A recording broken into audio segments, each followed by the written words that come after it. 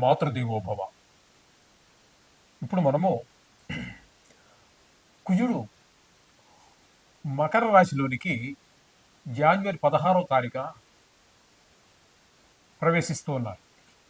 ఈ మకర రాశిలో కుజుని యొక్క సంచారము 16వ తారీఖు జనవరి నెల 2026 తేదీ నుండి 23వ తేదీ ఫిబ్రవరి నెల 2026 వరకు కుజుని యొక్క సంచారం ఇక్కడ మకరంలో సంచారం జరుగుతుంది. దీని వలన ఏ విధమైనటువంటి ఫలితాలు రాబోతున్నాయి ద్వాదశ రాశుల వారికి అనేటటువంటి విషయాలు మనం ఇప్పుడు చర్చించబోతున్నాము. శాస్త్రీయమైన పద్ధతిలో మాత్రమే ఉంటాయి. ఇందులో కల్పితాలు, నా యొక్క భావనలు ఇందులో చొప్పించడం జరగదు. శాస్త్రం ఎంతవరకు చెప్పిందో అంతవరకు చెప్పుకుందాం మనం ఇప్పుడు. అయితే మొదటగా కుజుని యొక్క స్వభావం ఏ విధంగా ఉంటుంది అనేటువంటిది తెలుసుకుందాం. ఆయన దేవసేనాని. దేవసేనాని అన్నప్పుడు సేనాని అనే ఆయన కొంచెం సీరియస్గానే అందరి మీద ఉంటూ ఉంటాడు. కొంచెం ఆగ్రహంగా, కోపంగా ఉంటూ ఉండాలి.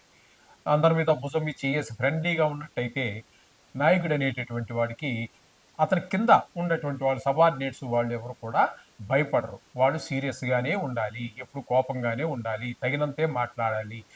అంటే అనవసరమైన కోపం అని కాదు, కోపంగా ఉండాలి అంటే మొహం చూస్తూనే ఒక భయము, భక్తి రెండూ ఏర్పడే విధంగా ఉండాలి.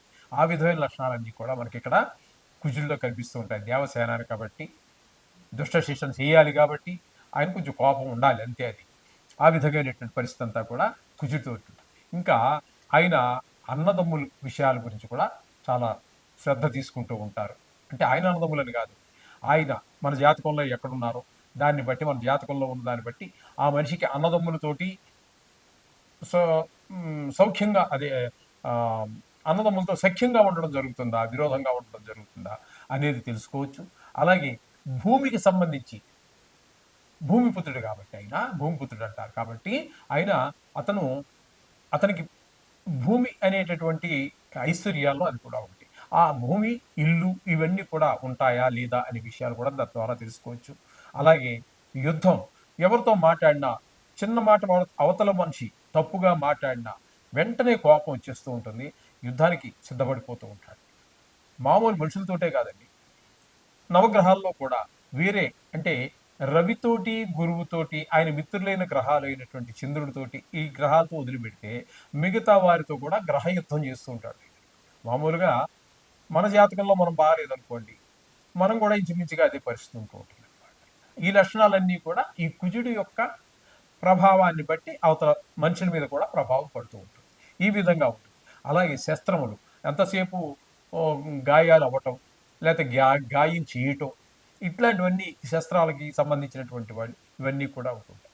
సహజంగానే వీళ్ళకు ఉన్నటువంటి లక్షణాలను బట్టి మనం చూసుకున్నట్టయితే వీరు ఎక్కువగా మిలిటరీలో ఆఫీసర్స్గా, లేకపోతే సైన్యంగా, అటు దాన్ని బట్టి వాళ్ళ యొక్క చదువును బట్టి మొత్తం మీద వీళ్ళు రాణించేటటువంటిది ఎక్కువగా మిలిటరీకి సంబంధించి దేశాన్ని కాపాడటం, ఇట్లాంటి వాటిలోనే వారి యొక్క ప్రతిభ బయటపడుతూ ఉంటుంది. వారు ఎక్కువగా మిలిటరీలో కనుక తీసుకున్నట్టయితే, మనం ప్రయత్నం చేసింది అక్కడ వాళ్ళ యొక్క జన్మ డేట్ ఆఫ్ బర్త్లు అవి తీసుకున్నట్టయితే మనం పరిశీలిస్తే వాళ్ళే 100కి 90 మంది పైన ఈ కుజుని యొక్క ప్రభావంతో ఉన్న వాళ్ళే ఉంటారు అక్కడ మీకు.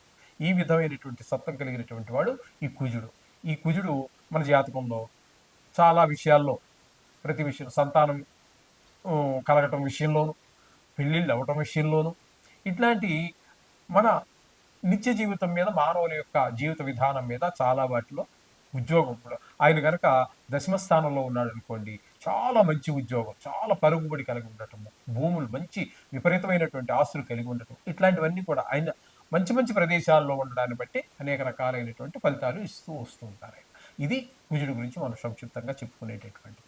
ఇప్పుడు మనం చెప్పుకుంటున్నది ఏంటంటే, ఇక్కడ ఆయన స్వభావం కరెక్టే, కానీ ఇక్కడ మనం చెప్పుకోబోయేది గోచార ఫలితాలు. ఆ గోచారంలో ఏ స్థానంలో ఉంటే ఏ ఫలితం అనేటటువంటిది ఇప్పుడు మనం తెలుసుకోబోతున్నాం. కర్కాటక రాశి వారికి కుజుని యొక్క సంచారం 7వ స్థానంలో జరుగుతున్నది. ఈ 7వ స్థానం అంటే మకరంలో ఉన్నారు కాబట్టి ప్రవేశి, అది ఏ కాలంలో అంటే 16వ తారీఖు జనవరి నెల 2026 నుంచి 23వ తారీఖు 2వ నెల 2026 వరకు సుమారుగా 38 రోజుల పాటు మీకు సప్తమ స్థానంలో సంచారం చేస్తూ ఉన్నారు కుజుడు. ఆ కాలంలో ఆయన ఇచ్చేటటువంటి ఫలితం అంటే కర్కాటక రాశి వారికి ఇచ్చేటువంటి ఫలితం ఏంటన్నట్టయితే అన్న వస్త్రాది రాహిత్యం, అంటే అర్థమవుతుంది కదండి. అన్నాలు వస్త్రాలకి లేకపోవటం, ఇబ్బంది పడటం. సదా క్లేశం, ఎల్లప్పుడూ కూడా కొంచెం కష్టంగా ఉండటం. స్వబంధుభి, కువార్త, మన సొంత బంధువుల గురించే మనం చెడు వార్తలు వినవలసి రావచ్చు. పుత్రభాతృణం, అంటే పుత్రభాతృణం, పుత్ర అంటే సంతానము, భాతృ అంటే అన్నదమ్ములు, వాళ్ళతోటి క్రోధమస్తే, క్రోధ క్రోధ సప్తమగే కుజౌ, అంటే సప్తమ స్థానంలో కనుక కుజుడు ఉన్నట్టయితే మీకు ఇంట్లో ఉన్నటువంటి అన్నదమ్ములు, పుత్రులు, వీళ్ళతో అందరితోటి కుటుంబ సభ్యులతో కూడా మనకి గొడవలు వచ్చేటటువంటి అవకాశం ఉంది అని చెప్పేసి మనకు తెలియజేస్తూ ఉన్నారు శాస్త్రం. అంచేత ఈ విధంగా కొంచెం ఆ విషయాల్లో తగు జాగ్రత్త మీరు తీసుకోండి. వీటికి పరిష్కారం ఏంటని లాస్ట్లో చెప్పుకుందాం. ప్రముఖంగా చెప్పుకోవాలి అన్నట్టయితే కుజుడు గోచారరీత్యా గోచారరీత్యా కుజుడు 3 రాసులలో మాత్రమే శుభ ఫలితములను ఇస్తాడు. 3 రాసుల్లోనే ఉండేవి 12 రాసులు. ఈ 12 రాసుల్లో 3 రాసుల్లో మాత్రమే ఆయన మంచి ఫలితాలను ఇస్తారు. ఆయన ఎవరెవరికి అన్నట్టయితే మూడవ రాశిలో ఎవరికి ఉన్నారు ఇక్కడ మనం చెప్పుకోవాలంటే, మూడవ రాశిలో ఉంటే మనకి మూడవ రాశి అన్నట్టయితే వృశ్చిక రాశి వారికి 3వ స్థానం అవుతోంది. కాబట్టి వృశ్చిక రాశి వారికి చాలా మంచి చేస్తారు. అలాగే 11వ స్థానంలో కుజుడు ఉన్నట్టయితే 11వ రాశి ఎవరికి వచ్చింది మనం చెప్పుకున్న వాటిల్లో మీనరాశికి వచ్చింది. మీనరాశికి కుజుడు 11వ స్థానంలో సంచారం చేస్తున్నారు. కాబట్టి మీనానికి, అలాగే వృశ్చికానికి, అలాగే మనకి ఇంకోటి సింహానికి అంటే 6వ స్థానంలో సంచారం చేస్తున్నాడు. 3, 6, 11 రాసులు అంటే వారికి మాత్రము కుజుడు పూర్తి శుభ ఫలితాలన్నీ కూడా అందజేస్తూ ఉన్నాడు. 3వ స్థానంలో ఉన్నప్పుడు మనం ఇందాక చెప్పుకున్నాము, మరొకసారి చెప్పుకునే ప్రయత్నం చేద్దాం. సోదరులు, ఇంట్లో మంచి మంచి సేవకులు, వీళ్ళందరూ మన సహాయ సహకారాలు అందించడం, మనం ఉద్యోగం చేసే దగ్గర వ్యాపారం చేసే అందరూ మంచి సహాయ సహకారాలు అందిస్తూ ఉంటారు. ఆ విధంగా 3వ స్థానం వారికి, 6వ స్థానం వారికి మంచి అంటే ఆరోగ్యం బాగుంటుంది, అప్పు కావాలంటే పుడుతుంది, అప్పులు తీర్చేయగలుగుతాం. ఇట్లాంటి శుభ ఫలితాలన్నీ కూడా మనకి కలహాలు, మంచి పేరు, శత్రువులుగా ఉన్న వాళ్ళు కూడా మిత్రులుగా మాట్లాడాలంటే మంచి ఫలితాలు ఇస్తారు. అట్లాగే ఏకాదశ స్థానంలో ఉన్న వారికి ధన లాభాన్ని బాగా చేకూరుస్తారు ఆయన. ఏదైనా పని చేసినప్పుడు అందులో మీ నైపుణ్యం కూడా బయటపడుతుంది. ఈ విధమైనటువంటి 3 రాసులకి మాత్రమే మీకు మంచి ఫలితాలు ఇవ్వబోతున్నారు. అవి ఏంటంటే మరోసారి చెప్పుకుందాం.